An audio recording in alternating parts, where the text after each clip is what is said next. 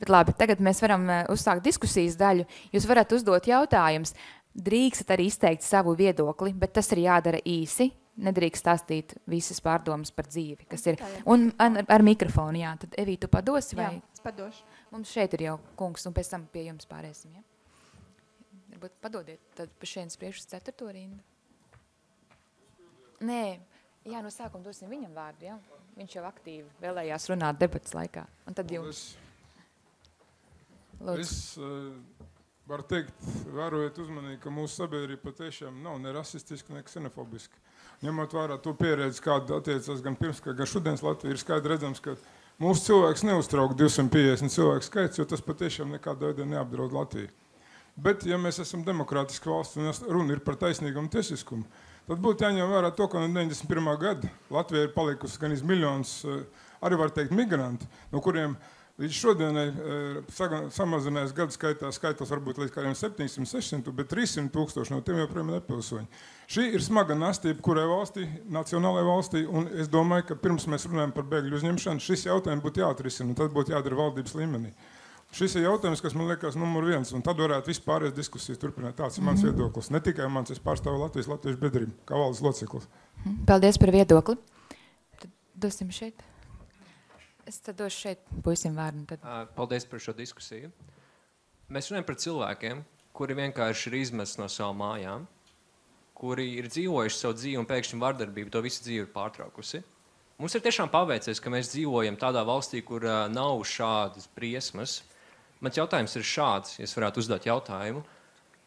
Vai tiešām ir vajadzīgs populārs valsts atbalsts, lai mēs cilvēkiem dotu iespēju dzīvot drošā vietā un iespēju izvairīties no tik lielas vardarbības, kuru mēs nekad negribētu pieredzēt?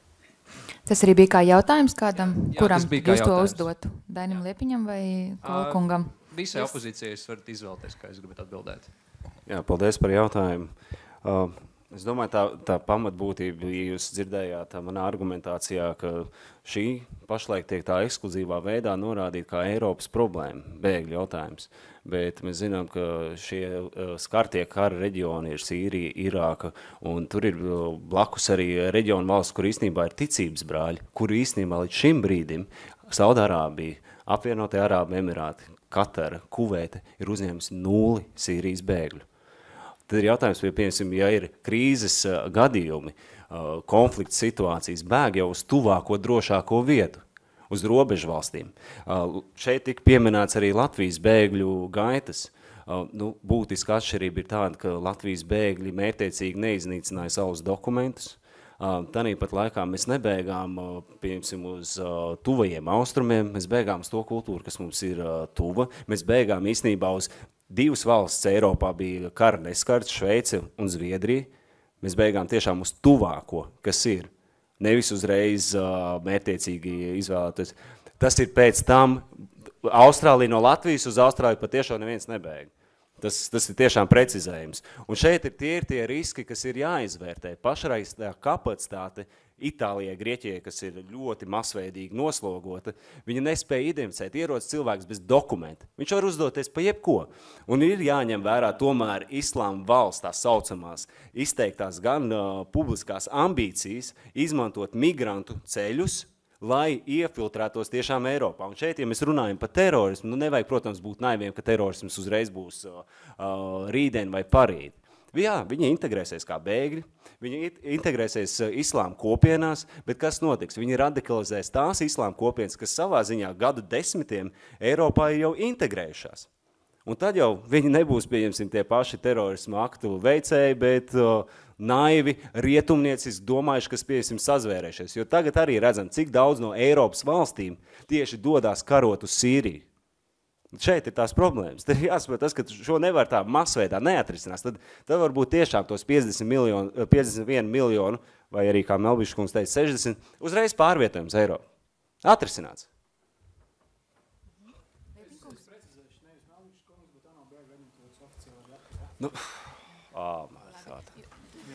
Es varu arī lūdzu vienu komentāru. Mēs iesim cauri visiem, vienīgi jautājums. Es saprotu, ka opozīcijai bija nosacītāja opozīcija, mūsu opozīcija nosaucā. Jā. Jā, bēgļi ir jāuzņem. Jā, tiem, kuri tiešām tie ir pierādīts, ka viņi bēg no represijām un no dzīvības apdraudējuma. Bet mēs nedrīkstam radīt šeit vēl vienu dzīvības apdraudējumu, viņiem nezinot, kādā veidā viņi tur dzīvos. Jums jāsaprot, ka ir kultūras atšķirības. Cilvēks, kas dzīvo visu laiku plus 30 grādos, kaut to elementāru ziemu mūs nevar pārdzīvot. Ja viņam nav nodrošināta elementāra apstākļa, kā to ziemu pārdzīvot, tā būs vēl viena viņa iedzīšana tādās pašā nelaimē un problēmās. Tāpēc es vēlreiz uzsveru to, ka šeit neiet diskusija no mūsu puses par to, vai bēgļi ir jāuzņem. Bēgļi ir jāuzņem. Viņi civilizēti ir jāuzņem. Un galvenā vēl viena situācija. Mēs ar bēgļu uzņemšanu nedrīkstam pārkāpt arī mūsu cilvēktiesības.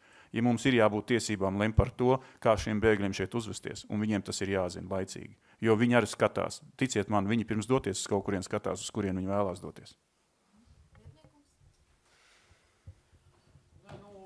Ir mikrofons? Man ir, jā. Vispirms jau man ļoti grūti atbildēt Nacionālās apvienības pārstāvim ar kaut kādu sakarīgu argumentu, jo viņš runā par imigrantu uzņemšanu. Neviens cits nerunā par imigrantu uzņemšanu. Mēs vispār nerunājam par imigrantu uzņemšanu, tādas problēmas nav. Gan Latvijas likumdošanā ir precīzi aprakstīts, kas ir bēgļi, gan starptautiskā likumdošanā ir aprakstīts, kas ir bēgļi. Un tikai vienīgi par bēgļu uzņemšanu ir runa. Un tas, ko viņš tur uztraucās par imigrantu uzņemšanu, nav ne šīs dienas darba kārtības jautājums, nekāds cits iedzīgs darba kārtības jautājums. Ja. Savukārt tas, uz ko Nacionālā apvienība norāda, ja, ir, viņu argumenti ir tādi, ka mums tāpat ir grūti. Mums ir visādas problēmas. Mums ir... Rihards Kols norāda, ka mums ir visādas, bet jūs kolēģi arī to uzsver līdzīgus tos argumentus. Mēs negribam tos citas kultūras cilvēkus. Atbrauks te tie citas kultūras cilvēki, kas tā būs, ja, teiksim, un mēs to vienkārši visu negribam. Ja, un es pilnīgi piekrītu, ka var negribēt. Nevar iebilst, ka cilvēks kaut ko negrib. Ja. Viņš negrib, teiksim, šeit citas kultūras cilvēkus, pret to nevar argumentēt. Es viņam dziļi ticu, kungam, ka viņš negrib. Ja. Tas ir tā kā mans bērns, ka viņš negrib, teiksim, mācīties lasīt. Ja. Viņš negrib, un es mēģinu viņam, es jau neapšaubu, ka viņš negrib. Ja. Un šeit ir tāpat situācija. Šeit ir bērni, ir kaut kas jādara, bet atnāk populistiski politiķi un saka, jūs varat nemācīties lasīt. Nevajag. Senie latvieši vispār nelasīja. Ja? Tie taču vispār, priekš kādu zadi. Nemācies, bērniņi, nelasi. Nevajag. Mēs ar cieņu pret kolēģiem, ja? Ar cieņu un respektu. Salīdzinājums, ja? Teiksim, un uz šādi nevar uzturēt, tādā ziņā debati beig grūti uzturēt, ja? Es ticu, ka un tie, kas aizstāv šobrīd, viņi negrib, ja? Es arī nevaru arī iebilst, ka ir visādas problēmas, riski. Skaidrs, ka viņi ir. Neviens, es domāju, nebūs tāds, kurš teiks, ka šobrīd pietiek kapacitātes, ka ir izstrādāt visi mehānismi, ka viss ir skaidrs un tā tālāk, ka mums viss ir kārtībā. Un arī Liepiņa kungam var piekrist, valdība komunicē slikti, strādā slikti, tas viss tā ir, ja? Bet tas īsti neatiecas uz to, mums ir jārisina savas problēmas, tas jau skaidrs, ja? Valdībai jāstrādā labāk procedūras, jāizstrādā kapacitātes, jāceļ, par to nav strīds, ja? Protams, ka šobrīd, teiksim, tas būs problemātiski un tas nebūs viegli, bet tāpēc jau mums ir sava valsts, tāpēc jau mēs iedomājamies, ka mēs spējam vadīt vai uzturēt savu valsti. Ja? Daudz lielākām un stiprākām tautām nav savas valsts. Ja? Uzturēt savu valsti grūti. Ir kaut kādi pienākumi un ir jāmācās lasīt. Ja? Un ir jādara kaut kādas lietas arī, ko negribās. Ja? Un ir jāiekļaujās tajā Eiropas saimē un jākļūst par Eiropas valsti ar visiem tiem pienākumiem un grūtībām un riskiem un viņi kopīgi jārisina. Tas ir tas, ko mūsu kolēģi Eiropā, ko mūsu partneri NATO, ko visi mūsu, draugi un sabiedrība, ko mums saka, palīdz, risināsim to problēmu kopīgi. Ja? Neviens neprasa, vai jūs to gribat. Neviens negrib. Vācieši arī negrib bēgļus. Neviens negrib. Itāļi arī negrib. Tas te nav jautājums par gribēšanu. Ja? Tas ir jautājums par pienākumiem, kuri izriet no konkrētās situācijas. Un jūs varat vainot Saudārābiju vienam koku. Tas neko nemaina. Paldies, Ietniekungam. Es ļaušu atbildēt uz repliku Kolkungam un pēc tam Agnesei došu vārdu. Agnes, tā kā tiksiet pie vārdu. Pagātnes cilvēkam arī seko līdz pagātnes notikumiem. Mēs te neviens nediskutēja, ka šie 250 bēgļi ir jāuzņem. Un tas, ko jūs ejat, pašlaik minat, ir tiešām demagoģija un bez konteksta. Tas, ko jūs minat, ka Latvija uzņems bēgļus, tā nav patiesība. Mēs no Grieķijas un Itālijas uzņemsim patvērumu meklētājus, un kuru mēs izvērtējot piešķirsim bēgļu statusu. Un tas pats atšķirs arī uz bēgļu nometnēm Sīrijā un Eritrejā. Tā kā nevajag teikt, ka viņi visi automātiski atbilst šiem kritērijiem. Un te ir tiešām šī kapacitātes jautājums. Melbikš kungs, piedodiet, neminēšu to visu to garo organizācijas nosaukumu. Jūs arī šodien, mums bija arī saruna citā formātā, minējāt, ka tomēr tas viss būs vienkārši un atlasīts, bet tomēr, un pareizi, jā, jūs minējāt, ka Latvija līdz šim no Sīrijas un Irākas ir uzņēmusi 0. Tad ar kādu kapacitāti mēs runājam par mūsu ekspertiem vispār pārzina šo reģionu, šo cilvēku īstenībā kultūras pazīmes, dažādus aspektus. Kā mēs viņus intervēsim angļu valodā, kur pretī viņš nemaz nesaprot, ko viņam jautā? Kā mēs to izvērtēsim? Tas ir pats svarīgākais jautājums. Un te tiešām tur galvenais, kā Kozlovska kungs minēja, galvenais mums būs saprast, vai viņš vēlas nokļūt Latvijā. Es domāju, 100%, 99% teiks, jā. Tāpat kā muciniekos pašlaik, kas ir rindā uz šī te bēgļu statusu saņemšanu. Bet tomēr, ja mēs aizējam pēc tam detaļās, ir tā, ka tur ir tik šaubīgi gadījumi, ka tiešām to var apšaubīt, vai viņš tiešām vēlas Latvijā palikt. Un te ir daudz tas, ko politiķi izmanto savā ziņā publisko retoriku, kad uzņemsim, viņiem pēc tam būs laika posms, ko viņi šeit uzturēsies, bet viņi pēc tam dosies uz Zviedriju. Redzēt, jaunais mehānisms, ko Eiropā arī ievirza, būs diezgan ierobežos šo bēgļu pārvietošanos pa Eiropu. 180 dienas gadā viņi varēs uzturēties kādā citā Eiropas Savienības dalībvalstī. Tikko tiks konstatēts, ka viņš pārkāp šo, viņu deportēs pa tās valsts līdzekļiem, kas ir piešķīruši viņam patvērumu vai viņai.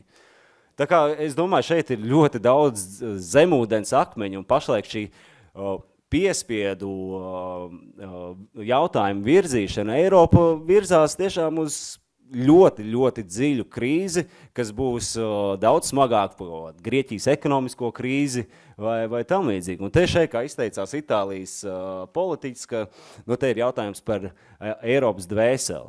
Redziet, Eiropai nav viena dvēseli. Ir 28 radniecīgas dvēseles, un katrai savas īpatības. Es došu vārdu Agnesē Lācē, kur ir migrācijas studiju doktoranta. Lūdzu, Agnes. Paldies.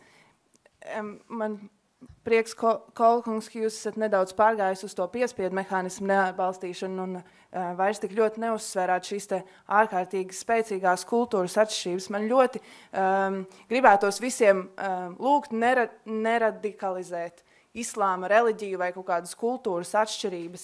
Tas, ka Latvijā šobrīd ar integrācijas politiku klibo, tas nav nekāds noslēpums, bet ir dažādi mehānismi, tāpat kā Didis arī minēja no citām Eiropas Savienības valstīm mācīties multikulturāls sabiedrības politikas mehānismus un viņu integrācijas politikas piemērus, tas ir iespējams arī Latvijai. Cita runa ir par to kopienu, kas šobrīd jau atrodas Latvijā, bet kā jau mēs sarunas sākumā minējām, mēs šeit nerunājam par nepilsoņiem. Tur Latvijas no starptautiskās sabiedrības saņēmas ļoti daudz norādījumus, bet varbūt citreiz izvēlas neklausīties. Šeit ir iespēja klausīties un mācīties no labās prakses. Un runājot par arābu līča valstīm vai to, kāpēc viņi neuzņem, tur ir ļoti, ļoti daudz cilvēku no šiem reģioniem. Viņiem vienkārši nav tādas lietas kā imigrācija vai bēglis. Tur visi atbrauc un strādā legāli, momentāli, un viņi vienkārši neskaidrs kā bēgļi, tāpēc jūs nekad nezināsiet, cik daudz arābu valstīs patiesībā ir cilvēki no Sīrijas, no Afganistānas un no Irākas, kas ir aizbēguši prom.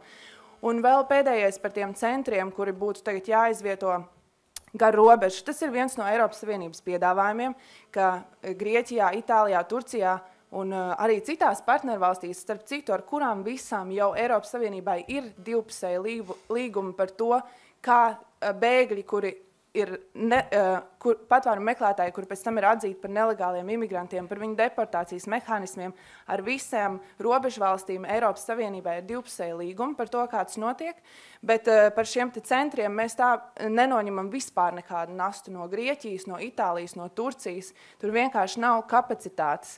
Tur ir, labi, Eiropa iedos kaut kādu finansējumu un nosūtīs dažus cilvēkus, bet tas ir ļoti liels spiediens uz vienu valsti. Un ja Eiropas Savienības dalībvalstīs citās ir iespēja izmitināt un izskatīt šos pieteikumus, tad kāpēc to nedarīt? parunāties ar viņiem varēs ar tulku palīdzību pavisam vienkārši. Man liekas, nav grūti atrast kādu, kas runā arābu valodā, kaut vai uz angļu valodu pārtulkot. Tā nav valoda, vai tāpat turku valoda. Tā nav valoda, ko vairs mūsdienās neviens Eiropā nepārvalda. Komunikācija ar šiem cilvēkiem nebūs problemātiska nemaz, bet es vēlreiz ļoti gribētu aicināt neradikalizēt šos cilvēkus. Viņi nav teroristi. Cilvēki, kuri tiek atzīti par bēgļiem, ir paši nāves briesmās, nevis vēlas radīt nāves briesmas. Es ļoti atvainojos, man ir jādodas arī tālāk. Ļoti žēl. Tā, Liepiņkungam. Bet tiešām tādu īsu repliku, jo es gribu atkal, lai zāle arī jums ir iesaistīties. Jau šī brīdī aizgāja tā diskusija, tie, kas par un tie, kas pret. Gan neuzskatu pret, bet godīgi sakot, līdz šim man likās, ka no 3 oponentiem no puses par bēgļu uzņemšanu Liepniekungam tāda bija viskonkrētākā, jo tas ir starptautiskās saistības. Paklausoties viņu piebildes, es dzirdēju beidzot arī labus vārdus sava valsts. Tad es saprotu, mums tomēr ir sava valsts, sava tauta un savas arī tad intereses, nacionālās tā skaitā. Bet pārējos es gribētu teikt tomēr tāda demagoģija pāri visam, un ja šobrīd kāds skatās tā sabiedrība, kas šobrīd skatās vairāk šo diskusiju, es nedomāju, ka pēc šīs diskusijas mums būs vairāk atbalstītāji šos bēgļus uzņems, domāju tieši otrādi, jo diezām tiem, kas ir par, viņi pat nemāk šeit noargumentēt tā ritīgi, kāpēc par. Piedodiet, Agnes aizgāja, bet Agnes ceļ augšā jautājums, kur acīm redzot, viņa ir diezgan jauna meitene, un viņa nesaprot to, kāpēc. Kāpēc cilvēki pēc liela otrā pasaules kara bēga, un kāpēc viņus uzņēma? Tāpēc, ka bija vispārējais ekonomiskais pieprasījums pēc šiem, un tāpat zortēja. Tā ir skaitā, tā kā šeit nodarboties ar tādu demagoģiju un sākt ar to salīdzināt, tā ir demagoģija. Cilvēks, kas sev uzskata par ekspertu, tur vispār man nav ko runāt. Jo šī brīdī Zviedrijā ir populārākā partija tieši tā, kas ir pret bēgļiem, strauji pieaugoša, ir rajoni, kuros Zviedri vispār tūmā neiet dēļ bēgļiem, un šī brīdī cilvēks stāsts ar laipni aicināt brauciet to Zviedriju, padzīvojiet, un tad arī redzēsim, kā jums tur veiksies. Un Liepniekungam es gribētu teikt, tehniski viss par to ir pareizi. Arguments, lūdzu, pasakiet. Pasakiet tos argumentus sabiedrībai. Viņš taču ļoti daudz stāstīja. Lisabonas līgums, pat pantu lasītie, nebija konkrēti argumenti. Mani vērtība Mārtiņa onkulis pagalmā. Pasakiet viņam, ka Lisabonas līgums to nosaka. Labi, ka Mārtiņa onkulis nevalda šajā valstī un nav arī politiķis. Mārtiņa onkulis ir tas parastais cilvēks, dēļ kuru mēs šeit esam. Liepiņkungs, es gribētu no debašu viedokļa pateikt, tas, ko jūs pateicāt par Agnesi, ka viņa ir jauna meitene, tāpēc nezinu, ko viņa runā. Debatēs jūs par argumentācijas kļūdu, kurai pat nosaukums ad hominem. Respektīvi, ka tiek runāts nevis konkrēti izvērtējot faktus, bet šim cilvēkam jau kājās šorti, vai viņš jau ir jauns, ko tad mēs viņu klausīsim, ja? Kas ir tik populāri Latvijas publiskajā runā. Tāpēc mēs vērtējam argumentus, mēs nevērtējam runātāju izskatu vai vecumu vai vēl kaut kā. Bet tagad kur mums ir mikrofons? Jā, lūdzu, un pēc tam kungam priekšā. Sveicināt, jā, par to argumentu izvērtēšanu. Tūlīt izvērtēsim argumentus. Dīdis Melbiks klāja meloja, apgalvojot, ka Zviedrijā viss esot kārtībā. Nesenie notikumi IKEA veikalā, kur Eritrejas pilsonis noslapkoja māti un savu dēlu, pierāda pretējo.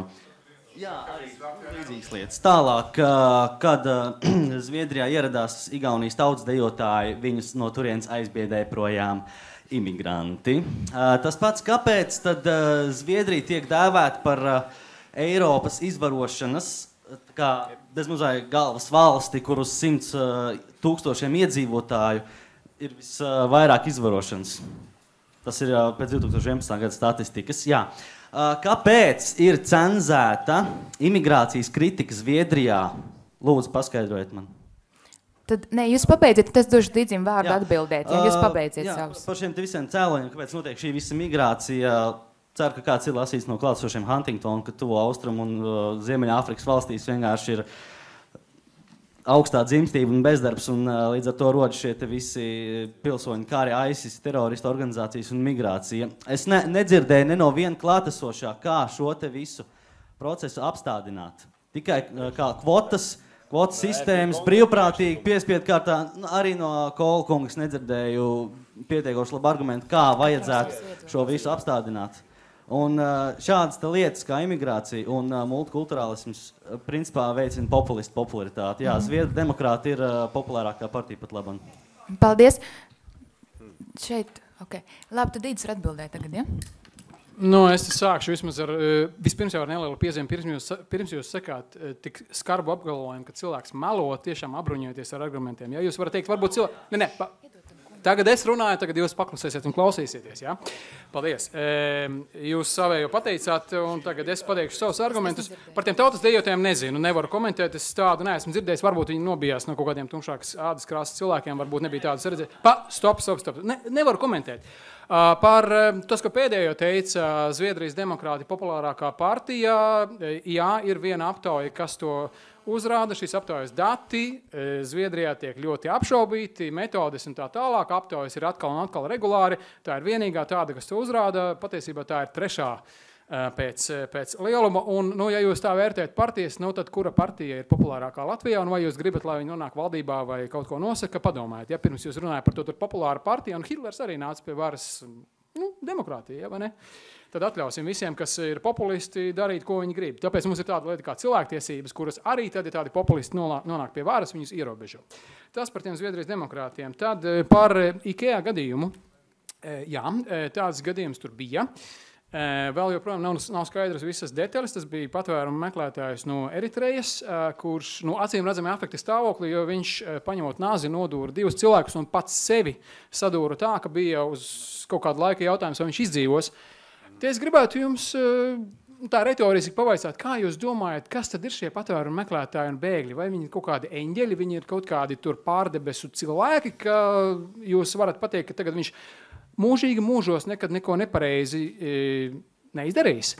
Ja jūs paņemat rokās zīdaini un paskatieties uz viņu, vai jūs varat pateikt, kad viņš izaugs, vai viņš būs sērijveida slepkava vai brīnišķīgs valsts prezidents?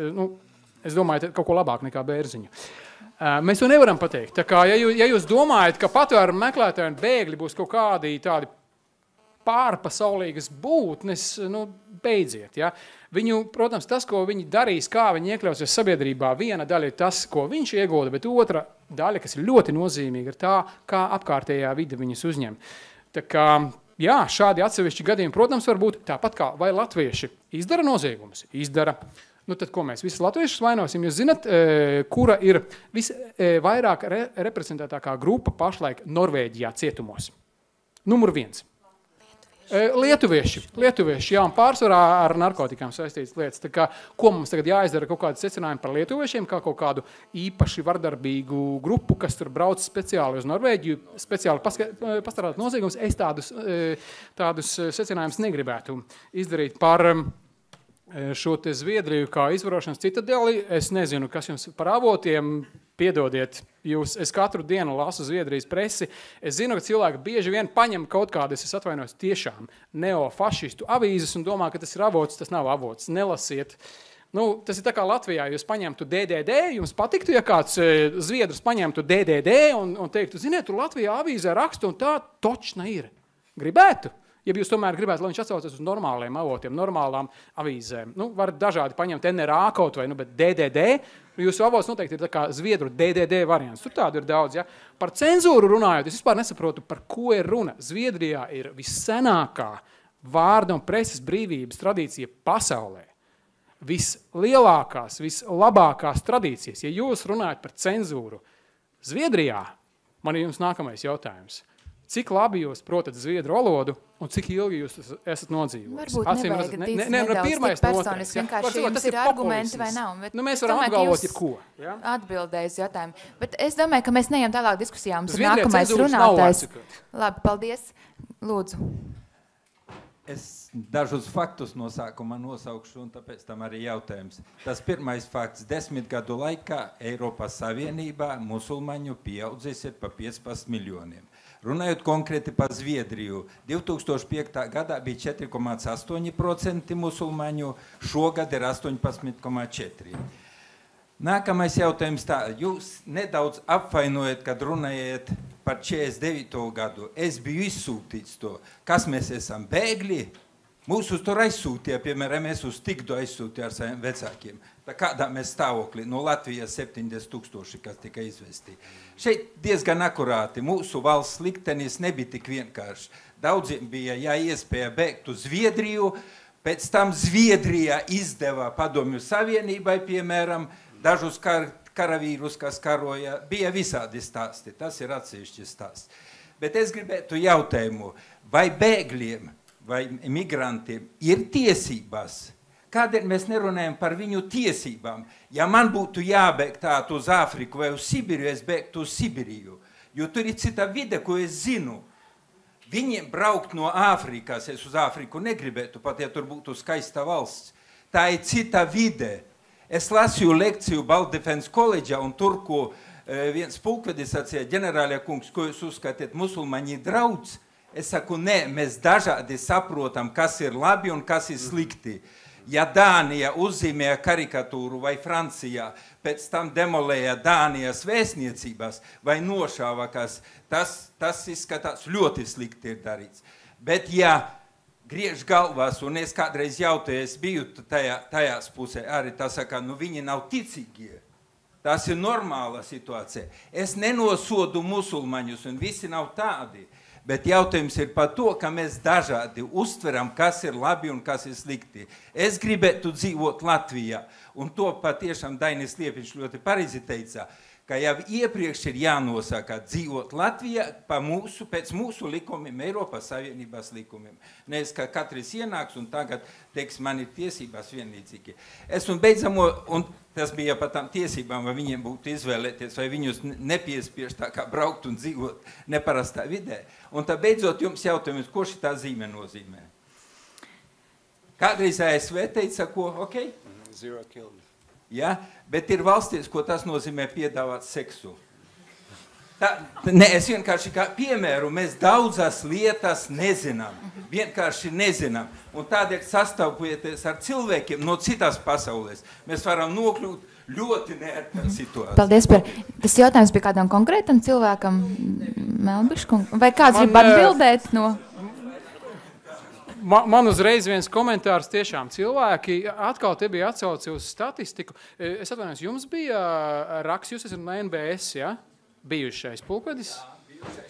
Skaidrs, jums jau bija, es to rakstu pamatīgi nokritizēju tieši par musulmaņu procentiem Zviedrijā, kur tiešām es speciāli arī papēties, apskaties, domāju, bet tiešām es nezinu, cik musulmaņu ir Zviedrijā. Es nezinu, no kurienes jūs to sagrābstījāt.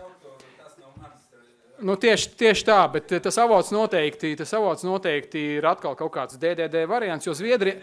Startautiskā NATO pārstāvju konference nejauks. Musulmaņu skaits. Zviedrijā kopējais imigrantu skaits šobrīd ir apmēram 15%. Kā jūs dabūjat 18,4% musulmaņus dieva zīmes, lai jums veicas? Tas jau nenozīmē, ka visi tie migranti ir musulmaņi, ne? Nu, tā doma. Nav. Piektā daļa Zviedrijas iedzīvotāji. Nu, mīļie cilvēki, vai jūs tam ticat? Labi. Nav tur tik daudz musulmaņu. Gribat vārdu? Jā, es labprāt vēlētos atbildēt uz kritiku, ka nebija konkrēti priekšlikumi, tomēr bija gan. Jo pašlaik mēs risinām tiešām dzēšam ugunsgrēku, cīnamies ar sekām, un tas ir nebeidzamais stāsts. Vismaz pašreizējā situācijā, kā viss attīstās Eiropā. Kas būtu darāms, ir Eiropai šis jautājums jārisina nevis šeit Eiropā, bet Āfrikā. Un tas, ko es minēju, tikai dažas piemēras, bet būtiski ir viena no, man tā liekas, senākajām un pašlaik vēl eksistējošām organizācijām ANO. Šajā jautājumā ir burtiski klusējusi. Pēdējā pusotra gada laikā, ka šis jautājums ir tik ļoti aktualizējies ar traģēdijām, nav sasaukta ANO drošības padomas ārkārtas sēde. Jā, ir sasaukts par Ukrainas jautājumu, ir sasaukts par Malaizijas aviolaineri, un ir sasaukts, ja nemaldos, vēl bija viens gadījums, bet par šo jautājumu neviens nepaceļ. Un startautiskā organizācijā. Tas šeit es saredzu vismaz Latvijai iespēju, tiešām mums ir vēstnieks ANO, aicināt tiešām Latvijai kā iniciatīvu sasaukt ārkārtas drošības padomas sēdi, kur šo jautājumu risināt nevis lokāli vai reģionāli, bet globāli. Un tie priekšlikumi, ko es teicu, ir, jā, saprotu, ka ir bēgļu nometnes Sīrijā un pierobežās, bet ir ļoti daudz gan atskaites par situāciju šajās bēgļu nometnēs, jo tur bēgļi netiek nodarbināti, tur attīstās noziedzība, kriminogēna vide, veselības problēmas un tā tālāk. Tās ir tādas, diezgan, teiksim, parazītiski veidošajās tādas, inkubatoru vietas. Un līdz ar to tādas kvalitatīvas bēgļu nometnes, kurās būtu, piemēram, šo patvērumu meklētāju centri, kurās varētu būt Eiropas Savienības eksperti, gan no Latvijas PMLP, gan no citām valstīm, kas uz vietas Ziemeļāfrikā cilvēkiem pirms vispār neriskējot šķērsot vidusjūru, jau sāk izvērtēt. Un tad jau atlasa, jā, jūs variet, jūs atbilstat, ir visi arī pierādījumi, ka jūs tiešām tiekat vajāts, diskriminēts vai tam līdzīgi. Un tādā gadījumā Eiropa jau var skatīties plašāk, kā kaut ko sadalīt. Bet pašlaik, kas notiek, ka bez identifikācijas dokumentiem, ir pat konstatēts, ka pilnīgi maina nacionalitātes. Cilvēks, pieņemsim, no Burundi, viņš zina, ka Sīrijā ir ļoti liels bēgļu skaits tieši uz Eiropu, zina, ka Sīrijā ir destabilizēta valdība, un viņi īstenībā nav spējīgi kontrolēt cilvēku plūsmas, kontrolēt, kurš varbūt ir gājis bojā, notiek personu identifikāciju zādzības, kur, piemēram, šis Burundi pilsonis iegādājas par $2000 fiktīvu pilsonību, Sīrijas pilsonību. Un nonākot pie Ziemeļāfrikas krastiem, pārsēžoties Eiropā, viņš saka, jā, es esmu Sīrijas bēglis. Man ir šeit šāds dokuments, un Eiropas institūcijām nav iespēja no Bašīra al-Asada režīma pieprasīt ātru, efektīvu informācijas pieprasījumu. Un tieši ir vairāk risks, kas vienkārši netiek ņemt vērā. Mēs te runājam par sīkumiem, vai valkāt paranžas, vai viņas aizliegt, bet nepievēršam to, kā mēs to ilgtermiņā vispār risinām. Un kur ir kaut kāds gala rezultāts tam? Jā, lūdzu. Es nezinu, no kurienes Kolkungam viedoklis, ka tādām sīkumiem netiek pievērst uzmanību. Tas kā reiz tas, ar ko visa Eiropas drošības iestādes un politiķi nodarbojas, kā šīs problēmas risināt. Nešaubīgi, ka tādas problēmas ir. Nešaubīgi, ka Kolkungs nav vienīgais ANO ģenerāla ansamblējā un vispār visā pasaulē, kurš viņas ir identificējis. Un viņas tiek risināts. Ja? Un vēl vairāk es arī visai šai baidīšanai, populistiskajai varu pievienoties. Droši vien, ka tā arī būs. Droši vien, ka būs gadījumi, kad arī tur no kurienes tur, kāds tur iekļūs, kurš varbūt nav no Sīrijas, Irakas vai Eritrejas. Tas viss ir iespējams, ja? Bet mēs šeit un katrā mehānismā, cerēsim, ka Latvija spēs to izveidot, cerēsim, ka tur būs kompetentāki politiķi pie varas nekā esošie, un viņi to risinās. Bet es gribētu vienu tēzi lai atgrieztos mazliet, tajā. Skaidrs, ka mēs baidamies no tā, ko mēs redzam Eiropā un ko šeit, teiksim, pieminēja oponenti, ja, ka būs tie kaut kāda anklāvi izveidosies, ka būs kaut kāda geto, ka būs šīs, teiksim, slēgtās komūnas ar svešas tautas, svešas kultūras, svešas valodas cilvēkiem, un skaidrs, ka mēs to negribam. Ja. Tas ir loģiski. Jautājums ir, kā no tā izbeigt. Ja. Un šeit tiek kā tāds, kā neapšaubām premiss pasludināts, ka tas tā neizbēgam būs. Ja? Redz, vajadzētu... Latvijā arī ir dažādi piemēri. Ja? Latvijā mums ir Saeimas deputāts, kāds tur Hosams Abu Meri, ja? Musulmānis, nesen atbraucis, ja? Integrējies tā kā ja? Lielākā daļa Latvijas pilsoņu nobalsoja par viņu un vienotības sastāvā, un viņš pārstāv Latvijas pilsoņus. Nesen ieradies musulmānis, pārstāv Latvijas pilsoņu, teiksim, būtisku daļu Latvijas parlamentā. Pie tām tie ir etniskie latvieši, kas par viņu balso vairumā gadījumā. Mums ir arī daudz citu, es zinu, mums ir, piemēram, mums ir arī čečenu ģimenes, jā, Liepājā, tagad jau pensijā bija viens augstu uzkalpojās policijā Latvijas, man liekas, pulkvedis vai pat ļoti tādā līmenī. Restīvi, mums ir arī musulmaņi. Mums ir, piemēram, arī ļoti labu integrācijas, piemēram. Vienlaicīgi, jūs saprotiet, protams, mums ir arī latvieši, kuri ir integrējušies, es nezinu, kaut kādās deģenerātu, krievu, narkomānu, nezinu, kaut kādās subkultūrās, ja, un zina 4 vārdus, no kuriem 3 matam, ja, būs visādi, nešaubīgi būs visādi. Skaidrs, ka šeit ir, tas, ka par to ir jādomā, tas, ka par to ir īpaši nu, tam jāpievērš uzmanība, par to atkal neviens nestrīdās. Visas tās problēmas ir, ja? Un, protams, ja viņiem nebūs naudas, ja viņiem nebūs darba, ja viņi tiks iegrožoti kaut kādās, nu, teiksim, savās tiesībās, nu, skaidrs, nu, jūs saprotiet, nu, ja tur būs kaut kādas grupas cilvēku, kurus sabiedrība, nu, kaut kā naidīgi pret viņiem izturēsies, ja, spiedīs kopā, kuriem nebūs iespējas strādāt, kuriem vajadzēs kaut kā savas ģimenes barot, nu, tur arī mēs redzam, Eiropā tiešām šīs problēmas ir bijušas un tas ir ļoti grūti. Pat to neviens vispār, es domāju, tas visiem jāapzinās. Mēs, jā, mums ir šis, nu, teiksim, mums ir šī Eiropas kustībā jāpiedalās, un mums tas bet tas nebūs viegli, tas nebūs grūti, nu, tas nebūs kaut kā pats par sevi saprotams, ja? Tas būs, es atvainojos, pārteicos, tas skaidrs būs sarežģīti, ja? Un tāpēc, nu, visiem arī, kuri ir pār, ir jāsaprot, ka tas ar to, ka mēs esam, teiksim, pār, ar to nekas vēl nav, nu, teiksim, nedz izdarīts, nedz noticis, ja? Tas būs ārkārtīgi sarežģīts process, kurā mums tiešām nav pieredzes, ja?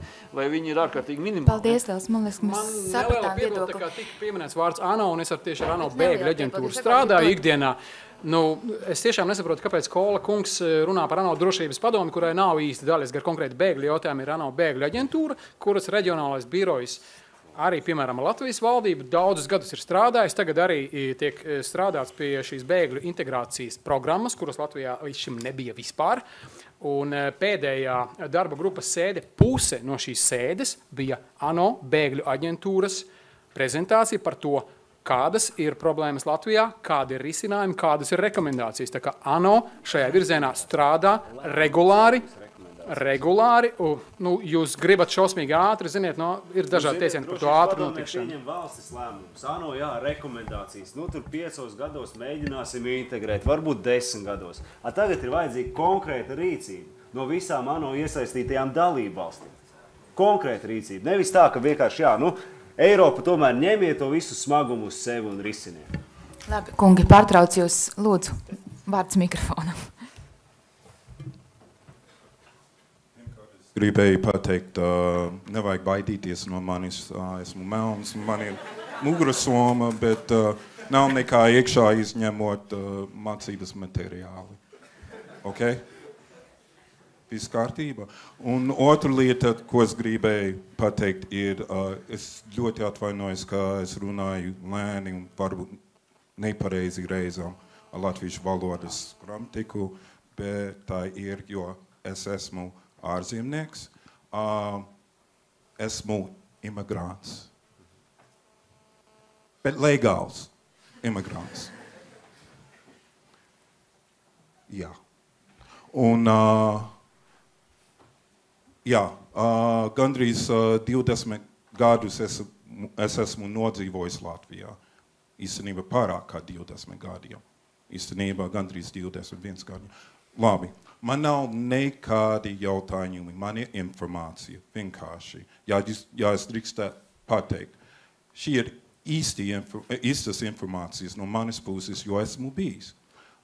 Pirmkārt, es gribētu runāt par integrācijas programmu, un tāpēc tam ļoti īsi par latviešu valodas ieguvumu mūciniekos, ja es drīkstu. Es mēģināšu būt ātri un īsi, bet varbūt nesanāca man. Tā, par integrācijas programmu es esmu bijis diezgan ilgi darba grupa, kurš sākās īstenībā tad, kad bija integrācijas sekretāriāts. Un es biju darba grupās tajos laikos, jo bija daži sekretāri. Es varu pateikt tieši par to programmu, kura vēl joprojām bāze vismaz ir lietota par integrāciju Latvijā pašreiz. Tā programma nav nekā. Vai, kā tauta saka, tā programma ir sūds. Es ļoti atvainojos par to valodu, par to vārdu, bet es atvainojos. Es biju tur. Es nezinu, vai kāds cits bija darba grupās. Nē, nav. Es biju tur. Tā programma nav nekā. Un tagad mēs varam runāt par bēgļu integrācijas programmu. Nav. Ir divas dažādas programmas. Viena ir kā nekā, un otra vispār neeksistē. Tad no vienas puses es varu pateikt, es piekrītu, ka Latvija nav gatava. Bet jautājums, šis ir retorika jautājums. Kāpēc tā?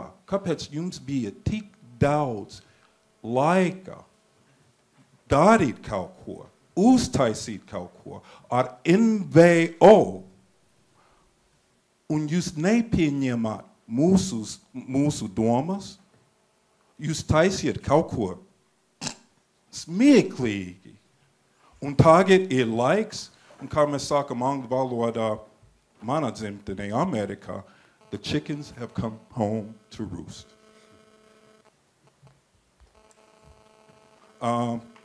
Tā ir viena. Un pēdējā. Es biju Mūciniekos drošu māju pirms 2 gadiem. Tagad es runāju par latviešu valodas ieguvumu ir kā. Es varu teikt, ka droša māja strādāja kopā ar Latvijas valsts artintūru. Es domāju, ka tas bija nosaukums toreiz. Un es varu teikt, ka to, ko viņi mēģināja darīt kopā ar tiem cilvēkiem tur, es būtu bijis tur, nevis pēc savas gribas, pēc savas naudas dara, ko es darīju ar latviešu valodu, es nekad nerunātu latviešu valodu. Nekad. Tas nenozīmē, ka tie cilvēki bija nekompetenti, vai tie cilvēki bija vienaldzīgi, vienkārši neefektīvi. Varbūt laiks bija par īsu. Man liekas, paldies, lai mēs sapratām to viedokli. Vai esat arī īsi? Okay.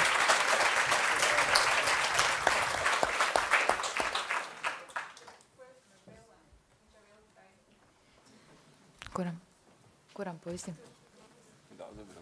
Jā.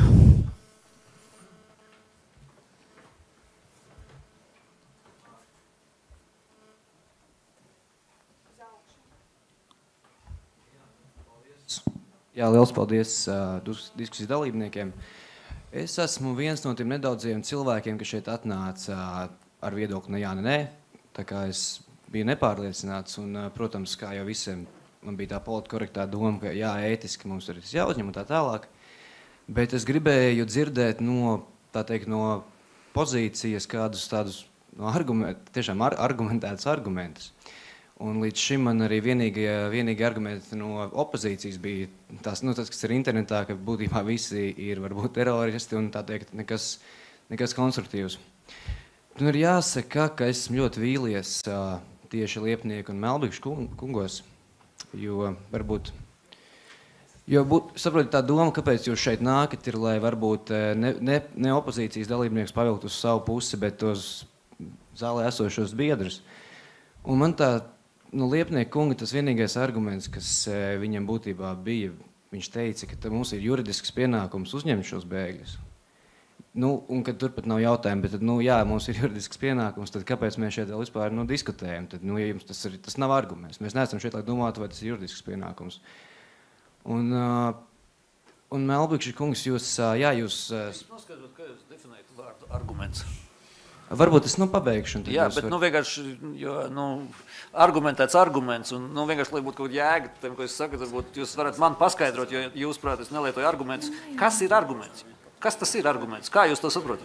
Es jums labi, es varu pārfrāzēšu, jā, es atvainojos. Nepārfrāzēt, vienkārši paskaidrojiet, ko jūs runājat. Labi, varbūt ļausim, lai skatītājs šajā gadījumā noformulē līdz galam, tad Liepniekungs ir izteicis, ka tur arguments nebija varbūt argumentēts, un tāpēc viņš neatbildēs. Bet lūdzu, pabeidziet savu sakāmo, un tad dosim vārdu Liepniekungam. Jā, varbūt. Ļoti atvainojos Liepniekungs, kas tā jums nepaskaidroja, vai neizteicos pareizi. Būtībā tas, ko es vienkārši gaidīju, kā es mēģināju pateikt, ir, ka jūs pateiksiet kaut ko varbūt, kas man liktu noslēgties uz jūsu domas pusi, kas ir jā, ka bēgļi ir jāuzņem. Bet to no jums es īsti nesagaidīju, tikai vairāk redzēju varbūt ņirgāšanos par kolkumu, kas varbūt nav tas skaistākais. Ko darīt publikas priekšā, kad tomēr tas ir diezgan sensitīvs jautājums tautai. Jūs pabeidzāt? Tad... Un varbūt Melbikšs kungs, jūs teicāt, ka jūs dzīvojat Zviedrijā, ka jūs tur bijāt, ka jūs minējāt, ka Zviedrija ir attīstītāka valsts kā Latvija. Šajā kontekstā to pieminēt, tas ir pilnīgi nevajadzīgi un nepiemērot, jo Zviedrija nav attīstīta tāpēc, ka tur ir uzņemta bēgļu gadu gaitā, bet tāpēc, ka šī valsts bija brīva ekonomika un bija iespējas attīstīties 70 gadus ilgāk. Un otrs, ko jūs minējāt par, šeit kungs arī teica par to izvarošanas skaitu gadījumu, jūs saucāt ziņu avotus par fašistiskiem, arī visiem pāriem dalībniekiem, kas kaut ko jums teica, kas nesakrīt ar jūsu domgājienu, kas ir varbūt mazliet tumsnējs veids, kā skatīties uz dzīvi, bet tas paliek jūsu ziņā. Šis avots, ko es atradu, bija BBC, kurš minēja, ka Zviedrijā ir otrs augstākais izvarošanas skaits gadījums pasaulē. Tas bija 10. gadā. Tā kā, ja tas ir fašistisks mēdījis, teiksim tā, tad, protams, jums ir taisnība. Un kopumā vairāk varbūt ir tāda runa, nav par to, par jūsu argumentiem, bet es biju sagaidījis varbūt no pozīcijas tādu mazliet, jūs nedrīkst ņirgāties par opozīciju diskusijas laikā. Paldies, es domāju, ka mēs sapratām jūsu viedokli, jūs arī sākāt savu runu ar šo. Vai jūs vēlaties atbildēt, Liepniekungs un Melbikšs kungs? Būs grūts. To salīdzinājumu ar Zviedriju, es nezinu, varbūt jūs pārpratāt, bet es nevienā brīdī neapgalvoju, ka Zviedrija tikai tāpēc, ka viņi uzņēma bēgļus, ir attīstītāka valsts. Tur, protams, ir ļoti daudz dažādu aspektu, bet bēgļu uzņemšana ir attīstījusi Zviedriju daudzējādā ziņā. Arī tādējādi, ka viņiem šodien nav vispār galvas sāpes par šo Eiropas priekšlikumu. Nav tādas diskusijas kā Latvijā. Par 250 cilvēkiem. Es jums vēlreiz atkārtošu, viņi katru gadu brīvprātīgi, jau daudzus gadu desmitus ir uzņēmuši ANO kvotu bēgļu sistēmā, brīvprātīgi. Gandrīz 2000 bēgļus. Tas ir vēl bez tiem visiem patvērumu meklētājiem, kas ierodas Zviedrijas teritorijā, iziet cauri procedūrai, saņem statusu. Man šķiet tā, žurnālisti redz, kas nepatās bija Zviedrijā zālē arī un palabojies nepareizi atstāstu. Tu sazinoties ar Zviedrijas arī iestādēm, kas strādā ar bēgļiem, ikdienā nemaldos migrācijas pārvaldība, un tu minēji ciparu 250, un viņi tev pārvaicāja, tas ir kādā periodā, nedēļā vai mēnesī, un tad, kad viņi izdzirdēja, ka 252 gadu laikā tiem cilvēkiem nāca smiekli, viņi nesaprata, kas vispār par problēmu ir. Ja? Tāpēc savā ziņā viss šis diskusijas nosaukums, tas uzstādījums, vai Latvijai jāuzņem bēgļi, viņš ir daudzējādā ziņā nepareizs. Savā ziņā, jo tie 250, tas ir uz Eiropas fonda, tas vienkārši smieklīgi, tas vienkārši jāizdara. Jo citādi par mums vienkārši smiesies. Un es negribu, lai par manu valsts smejas, bet otra lieta, vai Latvijai jāuzņem bēgļi, Latvijā ir patvērumu likums. Ja? Viņš darbojas, ir patvērumu procedūra. Ja cilvēks šeit ierodas, lūdzu patvērumu, tas ir jāizskata. Un, ja ir pamats, viņam ir jāpiešķir bēgļa vai alternatīvais status.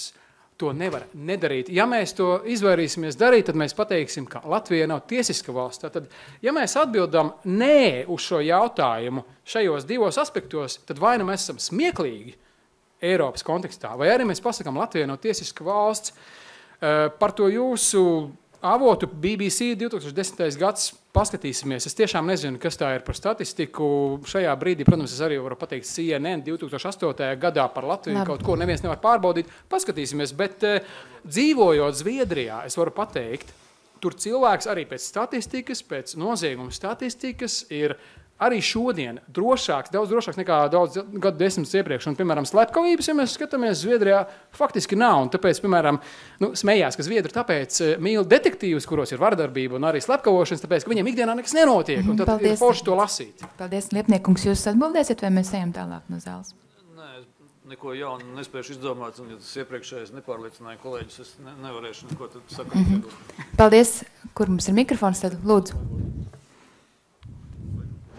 Tad gribētu papildināt arī iepriekš to, ko cilvēki minēja par dažādām ticībām, un arī es neuzskatu, ka ir pareizi salīdzināt Zviedriju un Latviju, tāpēc, pirmkārt, mums ir dažāds ekonomiskais līmenis, un arī, kā kolēģi iepriekš šeit auditorijā teica, ka minēja tos pašus datus, šie dati ir pieejami internetā ļoti vienkārši, varētu varbūt piemēroties mūsdienu tehnoloģijām un papētīt. Un par piemēru minējuši vēl no 13. uz 14. gada šie izvarošanas gadījumi pieauga par 16%, un minējuši, ka tie notiek arī masveidā un tieši no islāma kultūras pārstāvjiem. Un šīs darbības tiek turpināts arī pēc tam, kad sievietes jau ir mirušas. Tas bija viens, ko es gribēju pateikt. Otrs es atvainojos, kas ir jūsu avots, ja mēs tagad par avotiem visi jau runājam? Internets ir plašs, bet konkrēti Zviedrijas BBC. pieejamās mājaslapas ziņas, populārie laikraksti. Okay, populārie DDD laikraksti, jā, mēs zinām. Jūsu gadījumā DDD laikraksti tieši tā. Tad nākošais, kāpēc neuzņemt, otrā pasaules kara bēgļus minēja mūsu bēgļi, kas bēg uz citām valstīm, viņi tika pieņemti uz citādiem nosacījumiem, jo, bija vajadzīgi mācstrādnieki, un viņiem nebija nodrošināts tas finansiālais atbalsts, kas tiek mums pašlaik Eiropas Savienības valstīs nodrošināts bēgļiem. Un viņiem bija citādi nosacījumi, nav tas pats, kas mums pašlaik. Un trešais, ko gribēju teikt, arī nevalstiskās organizācijas tika minēts iepriekš, ka ir gatavs sniegt atbalstu, bet nevalstiskām organizācijām nenāk atbalsts finansiālais no valsts. Viņām nāk no Eiropas Savienības un rakstītie projekti, kas ir tikai līdz gada beigām. Un mēs finansiāli neesam spējīgi tiešām uzņemt viņus, un ja mēs gribam būt tik bagāti un laipni, parādīt citiem, ka mēs spējam kaut ko nodrošināt, tad mums vajadzētu, manuprāt, sākt ar to pašu 2% nodrošinājumu aizsardzībai, ko mēs nespējam, un mums pat cilvēkiem visiem nav ko piešķirt formas, tā kā, man liekas, tas ir vēl viens jautājums. Paldies, Lielas. Es domāju, tad es būšu diktators, un es pārtraukšu šo jautājumu iespēju uzdot zālei, jo man šķiet, ka mēs ejam jau uz riņķi ar šiem argumentiem un avotiem un tā tālāk. Tāpēc es gribu lūgt, katrs var pateikt savu pēdējo no dalībniekiem, tā kā jums katram ir vārds pateikt to savu galveno secinājumu vai, nezinu, par proponentiem, bet tad ar cieņu, tad arī noslēdzam to diskusiju. Lūdzu. Tad sākam ar jums, Liepniekungs, atbildiet un izskiet savu. Pēdējiem runātājiem, jo manuprāt, pēdējais runātājs esenciāli izvilk to pretpozīciju, kas ļoti bieži izskan. Ja? Tātad, visi apgalvojumi, kas noreducējas uz to, ka musulmaņi ir izvarotāji, zagļi un noziedznieki, ir rasistisks. Tas ir tik vienkārši. Tas pēc... Jā, tātad, labi, tātad visi apgalvojumi, kuros jebkurš teikums, kurā tiek apgalvots, ka musulmaņu vidū noziedznieku, izvarotāju un nezinu, kas tur vēl, procents ir lielāks nekā citu reliģiju piekritēju vidū, ir rasistisks. Tas ir pēc definīcijas. Tas ir vienkārši tīrs rasistisks apgalvojums. Ja? Nē, bez replikām no zāles, ļausim runāt. Tālāk par tiem, kas arī izskan ļoti bieži par tiem pabalstiem. Mēs jau tos pabalstus dodam ne jau tāpēc, ka mums darīt nebūtu ko, vai aiz kaut kādas abstraktas labdarības. Šie cilvēki tieši tāpēc, lai viņus nespiestu kaut kādā noziedzībā, lai viņi varētu normāli uzsākt dzīvi, strādāt, kļūt par Latvijas Saeimas deputātiem, nezinu, kļūt par dakteriem, kļūt par šeit, tas ir mūsu interesēs. Kā tad jūs to iedomājaties? Mēs viņus uzņemsim, iespiedīsim kaut kādā tur geto, apliksim sētu apkārt un tā. Nē, mēs taču viņus gribam. Tur jau tāpēc mēs domājam, kādus pabalstus, kādas palīdzības izstrādāt, lai viņus varētu integrēt sabiedrībā, lai viņi varētu kļūt par pilnvērtīgiem sabiedrības locekļiem, ja? Un lai visus šos te potenciālos arī noziedzības un saziņkāra riskus maksimāli mazinātu. Ja? Tas jau nav, kā? Jums ir labāks kāds piedāvājums? Nav nevienam labāks piedāvājums. Ja?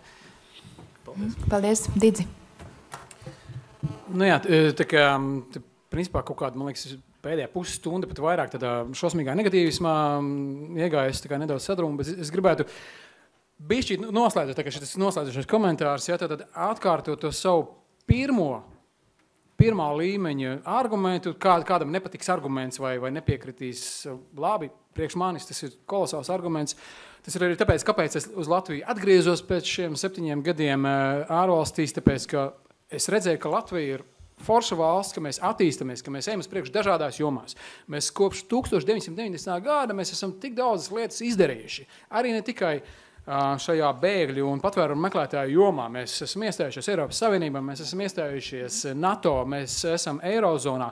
Un tādā tempā tik daudz kaut ko izdarījuši, un mēs arī krīzē izgājām cauri. Man arī kauns nedaudz klausīties to, ka jā, mums nav ekonomiska attīstība kā Zviedrijai. Mēs sevi saucam joprojām lepni, kā mēs esam success story, ja, Eiropā. Nu, tad esam vai neesam, klausieties. Un es vēlreiz gribētu atkārtot. 94. gadā mēs bijām situācijā, kad mēs tad, kad šeit notiek tādas lietas, ja, kuģis uzskrēja uz sēkļa, 100 cilvēku, lielākā daļa no Irākas patvērumu meklētāju acīm redzam cilvēku, kuriem nepieciešama starptautiskā aizsardzība. Visi to saka, mēs plātam rokas, jo mums nekā nav. Nav nekāda ne procedūra, struktūra, pilnīgi nekā nav, mēs viņus bāžam cietumā iekšā. Šodien mēs redzam, situācija ir daudz labāka, un tas ir pateicoties gan mūsu pašu cilvēkiem, politiķiem, kas ar to ir strādājuši, lielā mērā pateicoties arī kaimiņu valstīm, arī tam pašām ziemeļu valstīm, ja, kurās ir šī pieredze, un viņi ar to labprāt dalās, ir tikai jāņem, ir Zviedrija, ir Dānija, ir Somija, visi instrumenti integrācijai viņiem tur attīstīti, mums ir tikai jāpārņem nedaudz jāadaptē. Un arī tāpat jauno bēgļu aģentūra. Visu šos gadus viņi ir palīdzējuši, tā nav bijusi skaļa bļaustīšanās, ne debatēs nekur, tā ir bijusi klusa, diplomātiska sadarbība ar Latvijas valdību, vienmēr sakot, we stand ready to assist in any capacity you need. Un tas joprojām tā ir arī šodien, un es zinu, ka šie 250 it kā piespiedu kārtā uzņemtie, tā ir kolosāla iespēja beidzot uztaisīt bēgļu integrācijas programmu un iet tālāk, un mēs pēc gadiem 10-15 mēs brīvprātīgi uzņemsim cilvēkus, un mēs būsim laimīgi. Ne jau par bēgļi, ka bēgļi ir, bet ka mēs varam bēgļiem palīdzēt. Līdz paldies, lai sapratām viedokli. Edmund. Jā, paldies, ir diezgan ērti atgriezties atkal tādā savā pozīcijā mazliet. Galvenie tie secinājumi paliek līdzīgi par to, kas ir lielākais arguments pret. Tas ir tas, ka mūsu sistēma bēgļu uzņemšana vienkārši nav sagatavota. Acīm redzot, mums tam ir jāvēl daudz vairāk uzmanības. Tikai par kaut kādām detaļām droši vien, ka šis formāts nav piemērotākais, lai mēs izvērtātu tiešām tos informācijas avotus tāpēc droši vien labākais, ko es varu darīt, mēģināt izvērtēt tomēr mazliet kritiskāk savus avotus paši un uzticēties vairāk tādām lielākām organizācijām saistībā ar ANO vai citām. Un ja tur nekas tāds nav teikts par Zviedriju, tad droši vien, ka vismaz mana tāda intuīcija ir, vai ne, ka šie tomēr nebūs uzticami statistikas dati.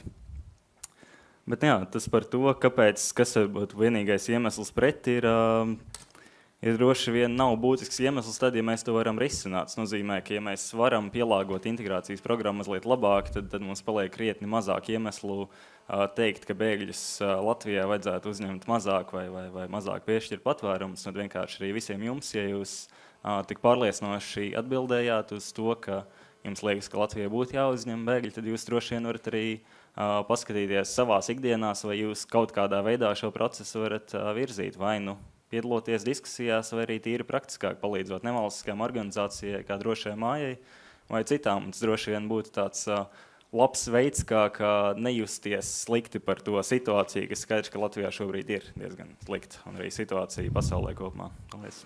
Paldies. Varbūt ņemiet to mikrofonu. Tā, vispirms man vajadzētu atvainoties Agnesei Lācei, un tiem, kas šeit, iespējams, pārprat to manu viedokli par viņas vecumu. Tas nebija saistībā ar viņu kā personu, tas bija saistībā ar to, ka viņa tajā pēc otrā pasaules kara laikā vēl nebija dzimusi, un tāpēc viņa daudz ko nevarēja uzzināt no tiešās informācijas.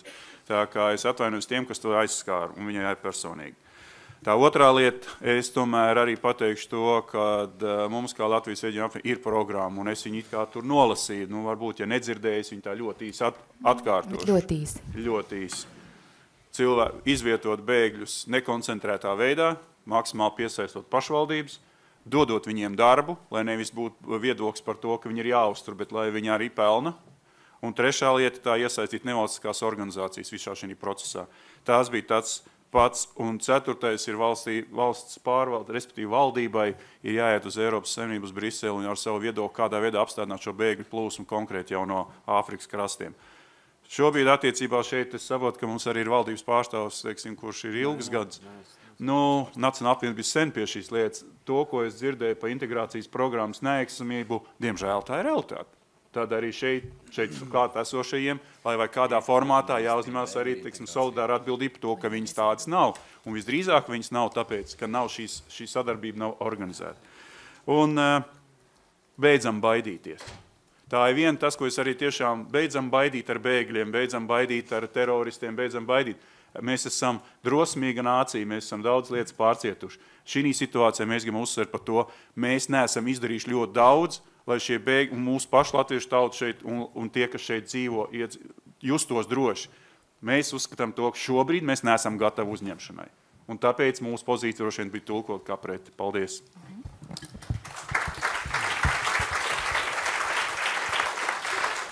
Jā, pirmām kārtām paldies visiem klausītājiem, tie, kas arī virtuālajā vidē mums seko līdzi. Kopsakarībās, kas šeit šodien dzirdēts, un varbūt tas, ko es vēlētos akcentēt savā noslēguma uzrunā par bēgļu integrāciju. Mūždien jau pēdējos mēnešus visu laiku tiek akcentēts kultūras ministrija, tik tiešām pa visām reizēm. Bēgļu integrācija atbild iekšlietu ministrija. Kultūras ministrija atbild par nacionālās identitātes pilsoniskās sabiedrības integrācijas jautājumiem. Kas ir tātad kultūras ministrija neatbild par to, kā nodrošinās bēgļu integrācija izglītības jomā, kā nodarbinātība veicinās, kas ir labklājības ministrijas jautājums un tā tālāk. Tā kā nevajag šeit nodarboties ar šādu te vienai nacionālās apvienības vadītāju, redzi integrāciju un jūs bremzējat tam līdzīgi. Tas ir liekas populisms, bet pašlaik pie tā, ko vajadzētu darīt. Diemžēl, kā mēs novērojam, kas notiek kādi procesi Eiropā, tad esiet gatavi, ka 2 gadu laikā te nebūs 250. Tas ir mans redzējums. Skaits ir, turmāk grūti ir minēt, bet esiet gatavi varbūt 2500, varbūt savādāks cipars, bet jebkurā gadījumā te nav 250, kā mums turpina apgalvot, ka akmenī iecirsts. Jo tagad pat Vācija ir paziņojusi, ka līdz gada beigām uzņems 800 000. Patvērumu meklētāju pieteikumus izskatīs, lai arī 6 mēnešu laika posmā 2015. gadā ir 600 000. Tas jau tā tad ir ierēķināts.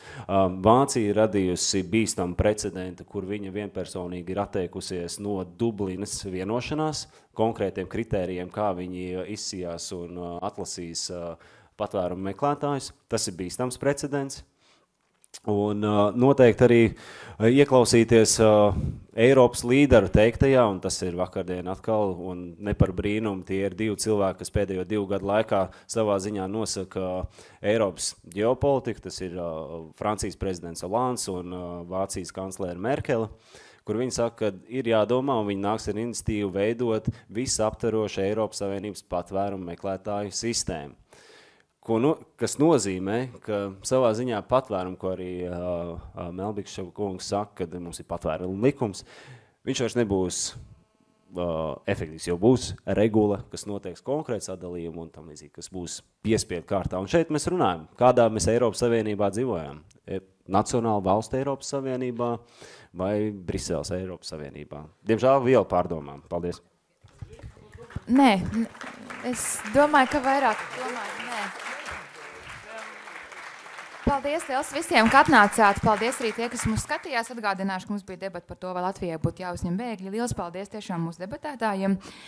Es atgādināšu šīs, kas tie bija Agnes Lāts, kur jau aizgāja no migrācijas studiju doktorante, Edmunds Cepurīts, kurš ir pieredzējis debatētājs, Jurģis Liepnieks, politikas eksperts, Dainis Liepiņš, Saeimas deputāts no Latvijas reģiona apvienības, Dīts Melbiks, žurnālists un bēgļu jautājumu eksperts, un Rihards Kols, Saeimas deputāts no Nacionālās apvienības. Paldies visiem par argumentiem, paldies arī jums zālē par piedalīšanos. Tēma tiešām ir ļoti jūtīga, tādēļ visi netika pie vārda, bet, paldies, ka bijāt atnākuši un sekojiet līdz mūsu aktivitātēm.